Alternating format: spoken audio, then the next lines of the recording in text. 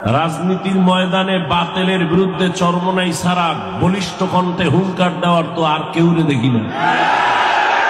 চরমনের কারণে বাংলাদেশে ইসলামের কি কি ক্ষতি হয়েছে একটু বলেন তো, বলার মানুষ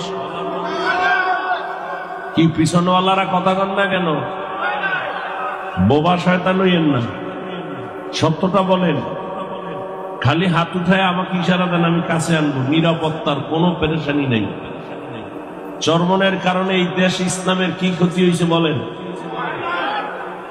সবাই একমত? সত্য কথা বলতে এত টেনশন কেন?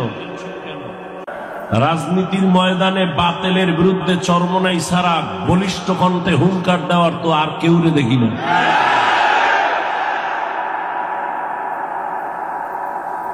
প্রত্যেকটা মুহূর্তে মুহূর্তে বাতিলের বিরুদ্ধে মোকাবেলা করতে করতে তারা এখনো দাঁড়ানো আছে। বিরোধিতা করেন কেন?